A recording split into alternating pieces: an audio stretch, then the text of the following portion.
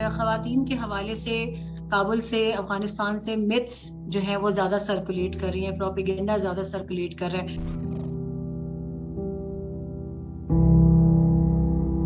میں اور ٹیم میں ہمارے شاہد ہے اور ہم دونوں اس مرتبہ روڈ ٹرپ ہم نے لیا ہے افغانستان کے لیے۔ فال آف کابل کے آئی تھنک اگلے دن پھر ہم لوگ آ گئے تھے یہاں پہ کہ پہلا پڑاؤ جو تھا وہ جلال آباد کا تھا، تو وہاں سے میں نے رپورٹ کیا۔ وہاں لوگ، عام لوگ، وہ تو ایسے تھے ان کو شاید جیسے معلوم ہی نہ ہو کہ کسی قسم کا کوئی ٹرانزیشن ہوا ہے پاور کا پورے ملک میں۔ جب انہوں نے ایک خاتون کو رپورٹنگ کرتے دیکھا چوک سے تو وہ ضرور ارد گرد اکٹھے بھی ہو گئے کافی بڑی تعداد میں۔ تو پھر وہ طالبان آئے اس طرف سے اور بقول ان کے کہ انہیں بہتر نہیں لگا کہ کسی خاتون کے ارد گرد اتنی بڑی تعداد میں مرد جمع ہو جائیں، تو جو خواتین تھیں وہ مسکراتے ہوئے گزر رہی تھیں دیکھ کے، آدمی آ کے ساتھ کھڑے ہو گئے، تو ان کو پھر طالبان نے بھگایا کافیوں کو ذرا ڈنڈے شنڈے لگا کے۔ تو پھر جب میری رپورٹ کمپلیٹ ہو گئی پیس ٹو کیمرہ، تو اسی طالبان کے کنٹینجنٹ نے پھر وہ مجھے گاڑی تک چھوڑنے بھی آئے اور بہت عزت احترام سے پھر ہم آگے آ گئے۔ کابل آ کے پھر میں نے پہلا جو اپنا ایک رپورٹ تھی وہ بنائی احمد شاہ مسعود اسکوائر سے، اٹس ہارٹ آف کابل۔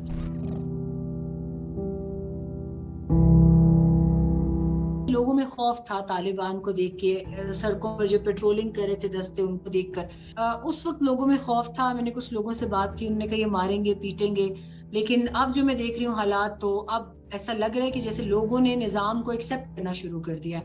کہ ظاہر ہے جب آپ کو ایک 20 سال سے جو آبادی ہے کابل کی، اس میں زیادہ تر یوتھ ہے، انہوں نے تو کبھی طالبان کو بائی فیس یا فزیکلی نہیں دیکھا تھا۔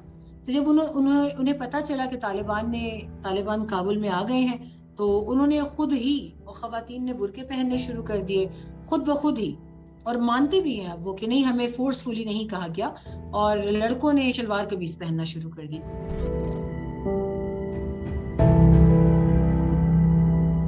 بدیر حکمت یار صاحب کی پریس کانفرنس دی، دوسری بات انہوں نے کی کہ اس میں یہ بھی جھوٹ پھیلایا جا رہا ہے کہ طالبان کابل میں زبردستی داخل ہوئے، ایسا نہیں ہے۔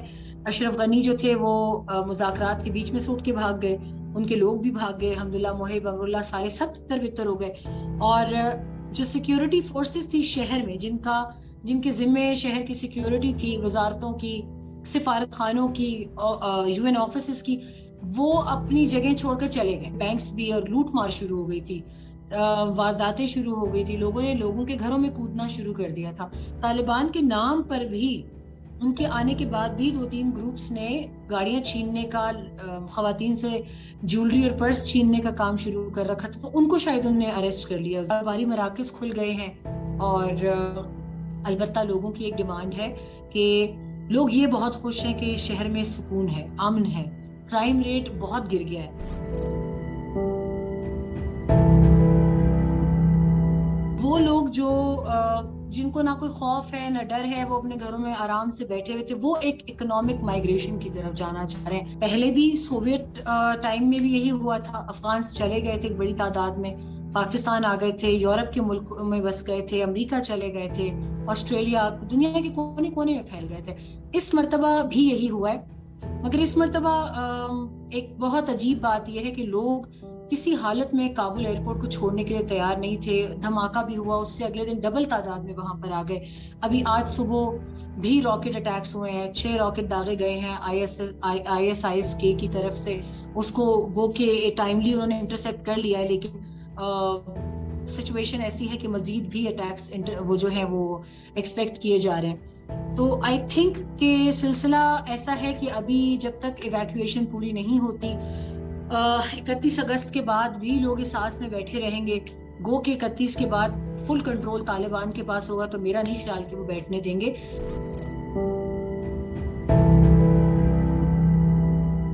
سب کچھ ایڈ ہاک بیسس پہ چل رہا ہے۔ طالبان کے جو اپنے لوگ تھے ان میں سے کسی کو فی الحال ایجوکیشن منسٹر لگا دیا گیا ہے، کسی کو میونسپل کا ہیڈ لگا دیا ہے، کسی کو سپورٹس کا لگا دیا ہے، کسی کو ہیلتھ کا لگا دیا ہے، اور ریکویسٹ کی جا رہی ہے بار بار تمام سرکاری ملازمین سے کہ آپ تعاون کریں، آپ آ جائیں کام پر۔ خواتین کو بھی کہہ دیا گیا ہے کہ وہ ہاسپٹلز میں واپس آئیں، تاکہ مریض جو ہیں وہ ان کی زندگی جو ہے وہ کسی قسم کے خطرے میں نہ جائے۔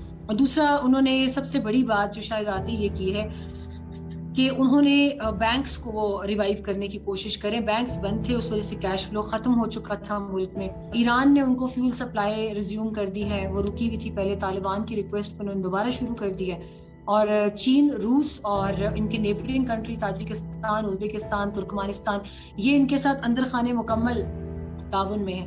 پاکستان کی ان کے ساتھ دونوں تجارتی گزرگاہیں کھلی ہوئی ہیں, اسپن بولدک چمن کی بھی اور تورخم ننگرہار کی بھی.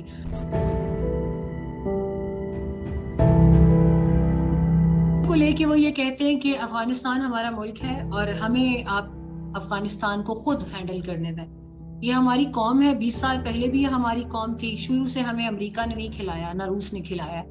تو ہمیں ہماری ٹرمز اینڈ کنڈیشنز بہت اچھی طرح پتہ ہے, ہم اپنی ٹریڈیشنز کو جانتے ہیں, ہم نارمز کو جانتے ہیں. لیکن یہ کہنا کہ ہم آپ کی مرضی کے مطابق چلیں گے, تو وہ میں نے جیسے پہلے بھی کہا کہ وہ پریشر تو وہ کسی کا بھی نہیں لے رہے. انہوں نے تمام ممالک سے کہا ہے کہ ہم آپ سے دوستانہ تعلقات ضرور چاہتے ہیں مگر ڈکٹیشن ہم کسی سے بھی نہیں لیں. فیوچر کے حوالے سے انہوں نے یہی کہا ہے ہمیشہ کہ شریعت کے نام پر ہی ہم نے یہ ملک, ہمارے فائٹرز لڑے ہیں شریعت کے لیے, ہم نے امریکیوں سے اپنا ملک واپس لیا ہے. لیکن اس کا یہ مطلب نہیں ہے کہ ہم کسی سٹون ایج میں لوگوں کو دھکیلیں گے. ہم خود بھی سوشل میڈیا استعمال کرتے ہیں, ہم جدید تقاضوں کے مطابق دنیا سے رابطے میں بھی ہیں, تو یقینی طور پہ ہم ایسا کوئی قدم نہیں اٹھائیں گے کہ جو اسلام کے بھی منافی ہو اور جو جس کی وجہ سے انٹرنیشنل کمیونٹی بھی ہمیں رد کرے.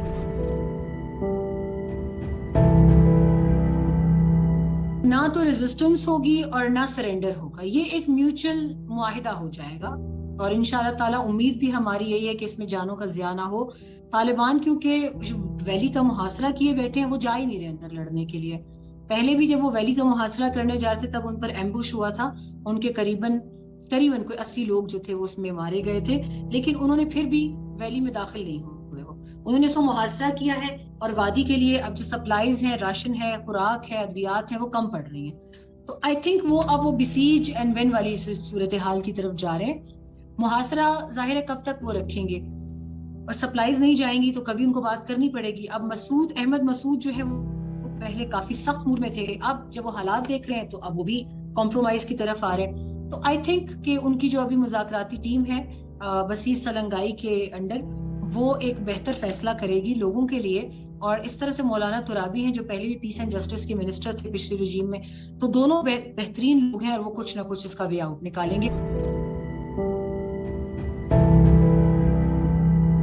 پی ٹی پی کی اور ٹی ٹی اے کی الیجنس سب کو پتا ہے اور وہ رہے گی بھی. گورنمنٹ ہی نہیں ہے, ابھی ایک ہیڈ لیس اسٹیٹ ہے جس کا کوئی سر پیر نہیں ہے. تو جب گورنمنٹ بن جائے گی تو مجھے پھر اس کے بعد مجھے بتایا گیا کہ پاکستان فارملی ڈپلومیٹک چینل کے تھرو طالبان سے باقاعدہ اس معاملے کو اٹھائے گا. دور رس اثر رکھے گا چیز وہ یہ ہوگا کہ بیک ڈور ڈپلومیسی کے ذریعے کام ہوگا. اس طرح کے معاملات کبھی بھی اوپن چینلز کے ذریعے ڈسکشن نہیں ہوتی.